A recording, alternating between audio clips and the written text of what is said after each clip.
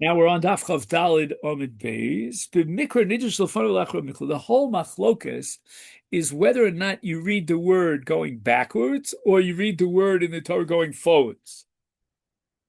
Because if you recall, the word etzba was wedged in between velokach at the beginning of the pasuk and v'nosan at the end of the pasuk, between Kabbalah and Nesina.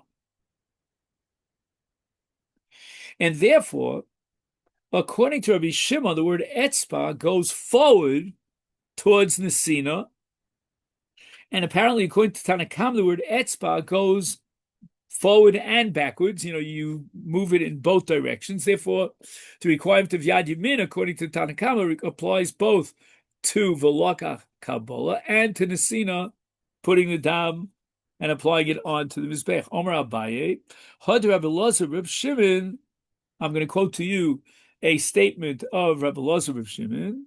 Mafka Midaba. He deviates from his father's position, Rabbi Shimon. So Rabbi Elazar is going to be like a third opinion. He's not the Tanakama.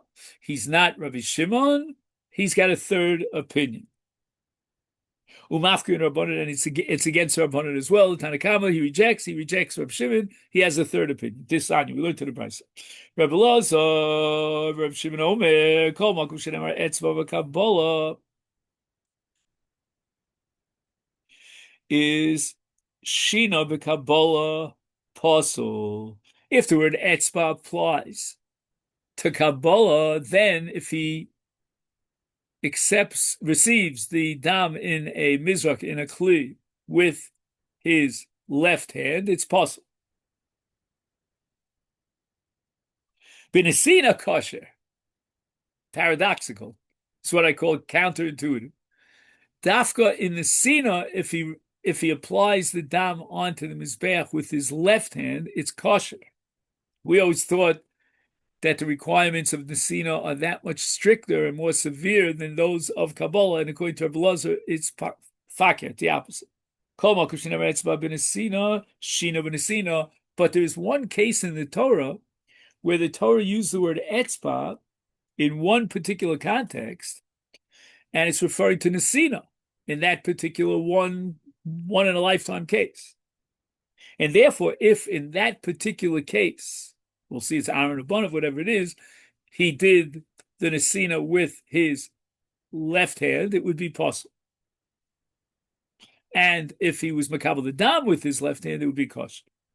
Okay, what is this case, this one fluky case of Etzba b'Nesina? Hechanemar Etzba b'Nesina, Dichsiv. Okay, so this is a pasuk at the end of Shmos, and we're talking about the Parim Hamiluim. So there was a special par, a special chatos. Today we read in the Torah about Parim for Sukkot, but at the time of the dedication of the Mikdash, it was a separate par that was brought as part of the inauguration and the dedication of the Mishkan. And there it says, so take a look. It says Vinasata and it says Betzbacha. So the Nesida here is referring to, the Etzba here is referring to the Nesina. And therefore, Kasava Mikra Nidrash Lefanov, V'lo Lifnei Lefanov. So we're going to take the word B'etzba, we're going to go backwards one step. That's called Lefanov. Lefanov means going back. But not Lifnei V'tov. We're not going to go back to the beginning of the pasuk, which says V'lakachta. So the V'etzbacha is only going back to Vinasata, but it's not going all the way back to V'lakachta. And as far as V'lakachta, meaning Kabbalah, is concerned, the Torah doesn't require etzba, or at least L'chatchila maybe etzba, but not Li'ikuva.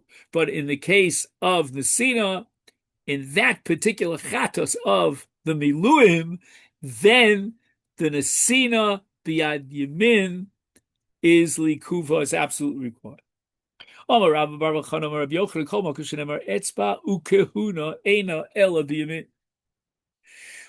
in the pasuk and we see if we have two words that are in the same pasuk, in the same context, namely etzba and kahuna. Kahuna means either it says kohanecha or kohen, any of those words. Then the double language of kahuna and And etzba teaches me that Yad Yamin is critical. So Kosalka Daita, at this point in the sugya, which the Gemara is going to develop, Tarti, we need both, as we said before, etzba and kohen. Kirichsiv. And now, once again, we go back to the psukim in the Torah, and we're referring to dam chatos. And the Torah says, "V'lakacha kohen midam chatos be'etzba'o." So take a look. It says hakohen, and it says be'etzba'o. Both words are written in the pasuk, and therefore that fulfills our requirement, and therefore yamin is critical, indispensable. The Yolif mitzorah. Now, in Taras HaMetzorah, the Kohen who is supervising the Tara process for the Metzorah, he takes his finger and he dips it in the oil, and then he puts it on various places in the body of the Metzorah. And it says there, Kohen etzbo hayaminis. The Torah actually specifies that etzba means here the etzba hayaminis. So we have both the word Kohen and the word etzba, and the Torah qualifies that it means yaminis is right hand. And since in our pasuk by Chatos it says Kohen and etzba, just like by Metzorah it says Kohen and etzba, therefore we come to the conclusion that there's a gzeira shav between the two, and just like in the case of the shemen that has to be placed by the Kohen on the ears of the Metzorah for Pas of Tara requires that he does it with his right hand. So too, when the Kohen does the avoda, for example, in the case of Chatos, he's got to do the avoda with his right hand. So the Gemara says, what are we going to do with kvitza?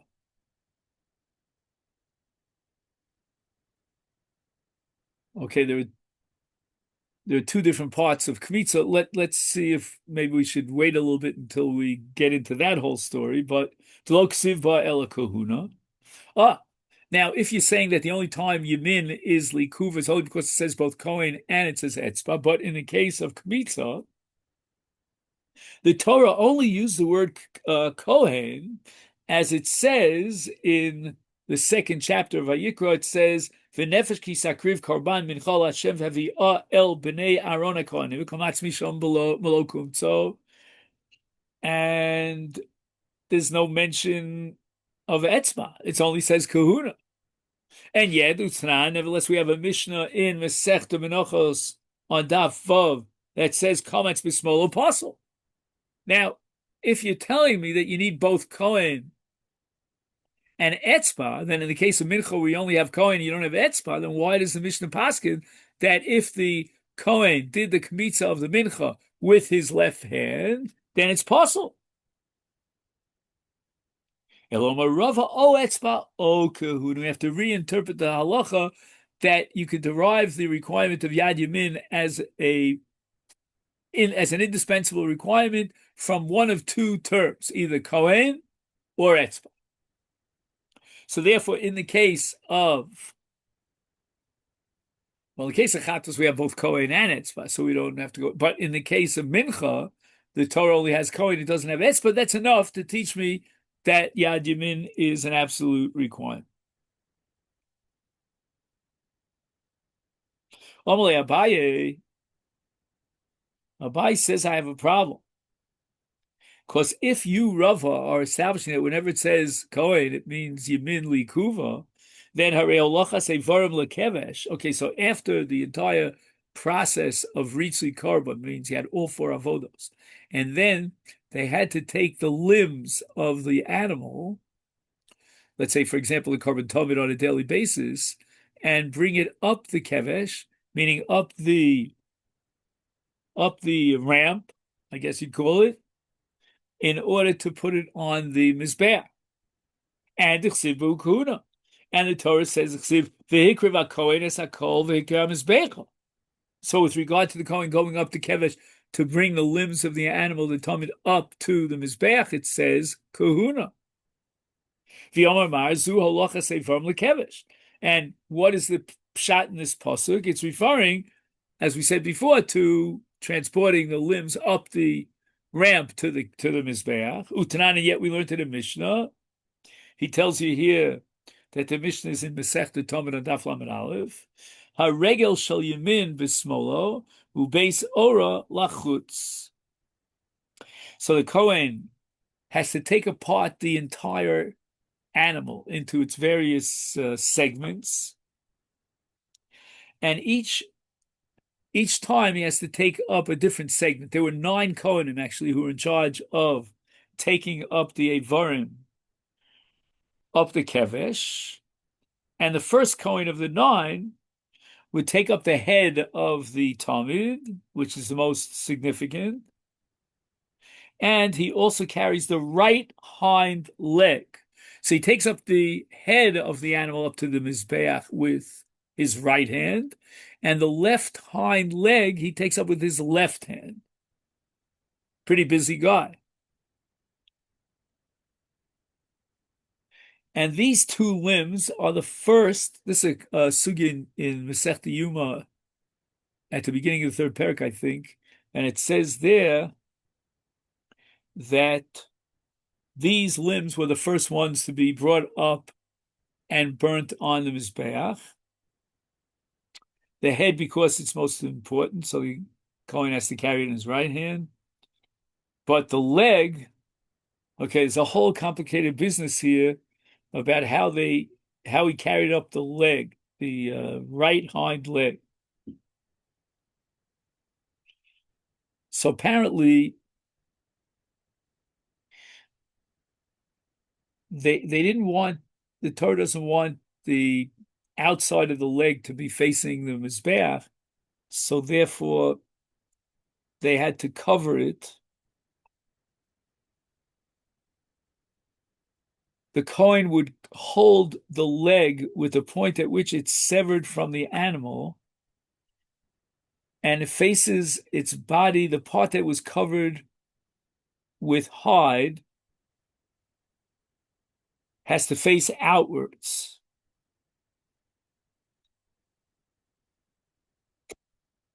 So this covers the point at which the leg was cut. Anyway, so the Gemara asks the following kasha.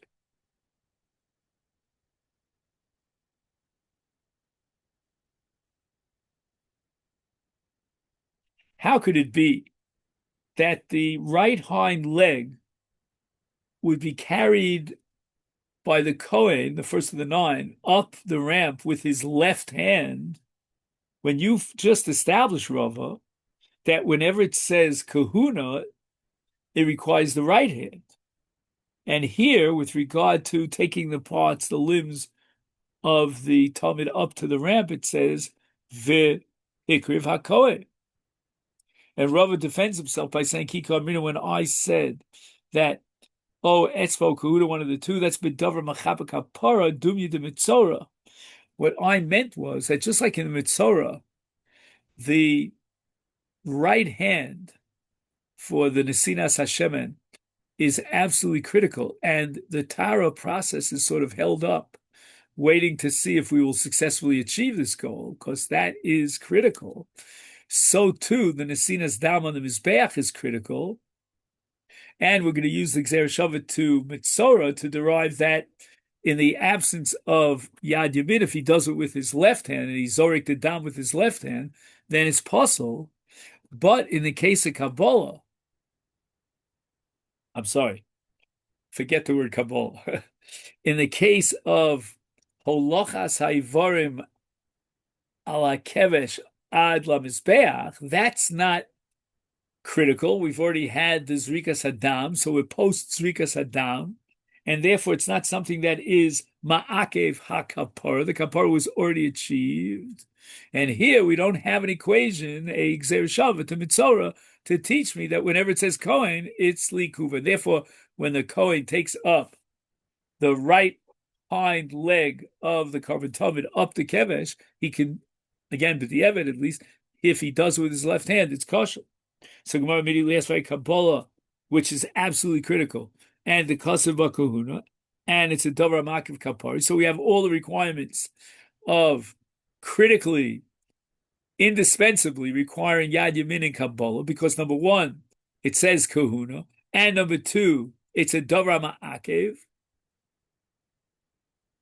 Utanan, and yet we said that kibel b'smol pasul, Rabbi Shimon machshir. So according to you, Rava, why does the Tanakama disqualify the korban if the Kabbalah was done? I'm sorry. Why does Reb Shimon validate the korban if the Kabbalah was done with his left hand? Kibel b'smol pasul, and Reb Shimon is machshir. After all, we're talking about Kabbalah, and Kabbalah is a davar ma'akev, and it says kahuna.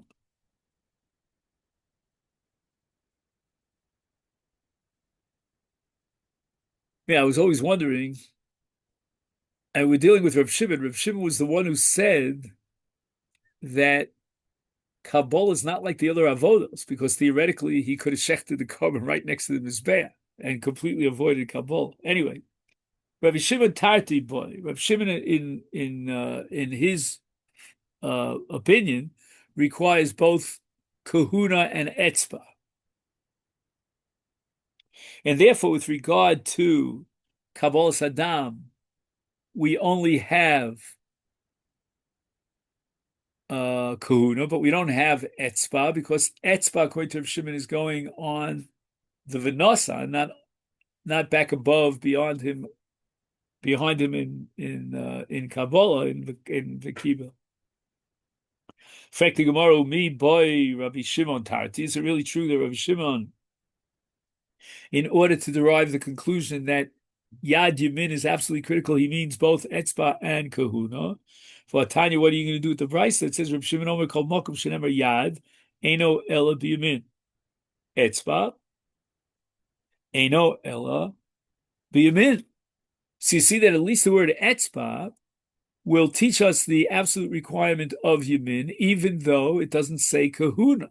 And therefore, if we go the other way around, we should logically say that if it says kahuna, even in the absence of etzba, it would require Yad Yamin likuva. Hence, Kabbalah should be likuva b'yamin. So the answer is no. It's a one-way street.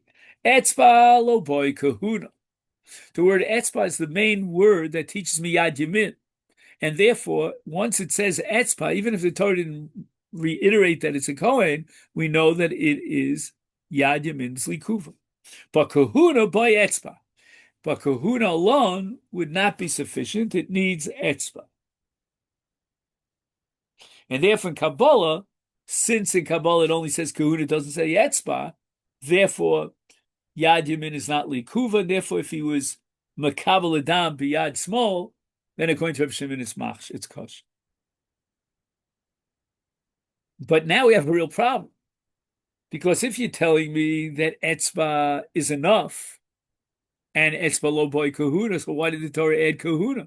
We know from the context that it's talking about a Kohen. Why did the Torah have to waste its ink on the word kahuna? El Kohen lamali. Bikihunam.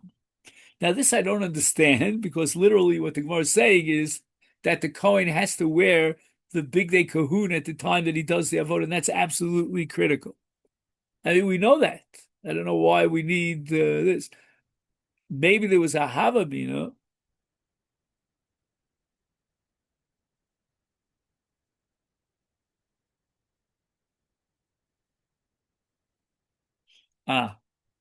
One second.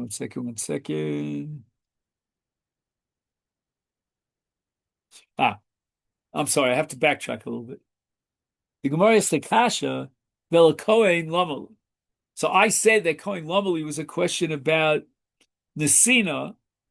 Why do we need both Kohen and Etzba, since we already established that Etzba lo boy kahuna?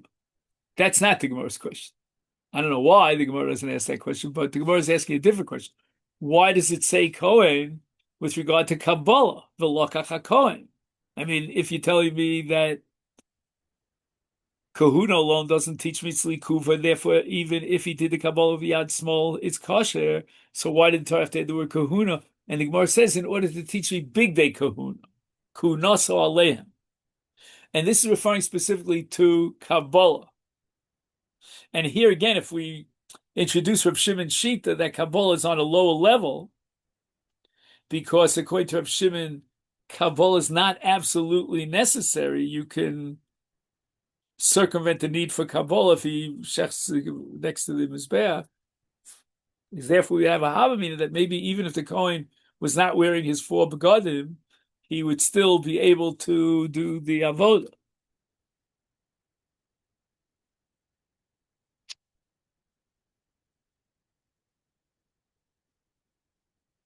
So Gemara again now is going to raise an objection. Hare zrika de lo kasavu ela kahuna utnan zark b'small pasul v'lo polig Rabbi Shimon.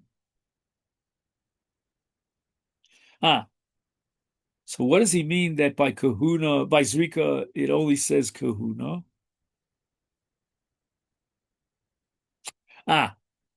Right. We were talking until now about achatos.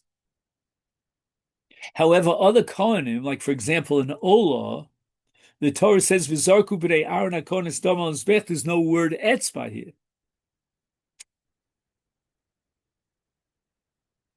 Or another pasuk with regard to Shlomim, it says v'zarku b'nei Aaron hakohanim es hadam al mizbeach, and there's no mention of etzba. And we just established that kahuna by etzba. That has to say both kahuna and etzba. Kahuna alone is not enough. So how do we know that this rika, if it was done by the kohen biyad, small as possible, polig bebraisa? Even though it says zarak bismol pasul in the Mishnah, and we don't record the shita of Rabbi Shimon as a dissenting view, but his view as a dissenting Tana is transcribed by the Brisa. The Sanya we learned in the Brisa, Kibel b'small pasul, Rabbi Shimon machshir, Zarek b'small pasul, Rabbi Shimon machshir. So according to the bottom line of the sugya, which we didn't have until now, Rabbi Shimon argues with Tanakama twice, not only with regard to Kabbalah, if he did the Kabbalah beyond small, it's kosher according to Rabbi Shimon, but even with regard to Zrika.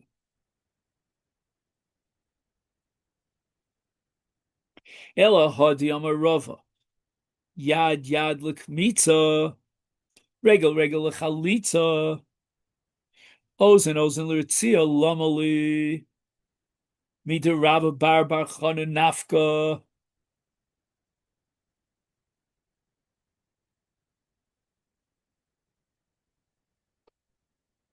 We have 3 Gzeira Shavas that teach us 3 different requirements of Yad Yamin. Number 1, we have Yad as the Gzeira Shav for Kmitza, that the Kmitza has to be done by Yad Yamin.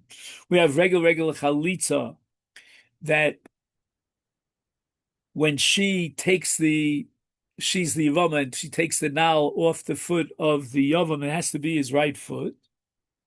And we have Ozen L'Ritzia, that if an Eved Ivri decides after 6 years, I'm not getting out of here, I'm staying on, we have to do a Ritzia in his right ear.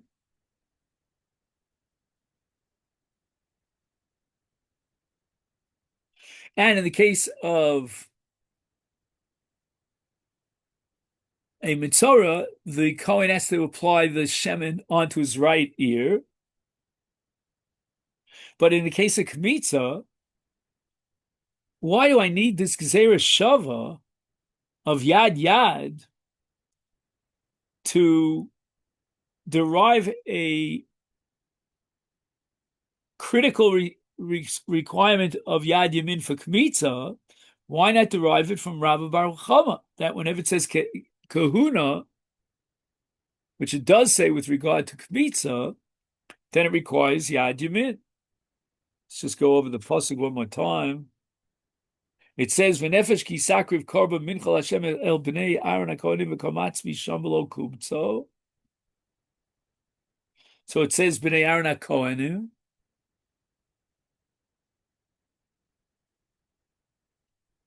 So that alone should teach me Yad Yamin. And the Gemara answers Chad lekometz v'chad lekiddush kometz. So this was what I was pushing off a little bit earlier to get a little bit into the procedure of kmitza. Okay. So there's number one, kometz, and number two, there's kiddush. So first, the Kohen puts his palm into the flour, and he scoops it up. That's called kmitza. Then he places it into a kli shares, and it's got to be held in the hand of a Kohen. But which hand? In the right hand of a Kohen. And therefore, we need another Yalfusa to teach me that the Kohen is holding the kli shares, where they will do the sanctification of the kmitza. In that kli shares, he's got to hold the kli shares in his right hand.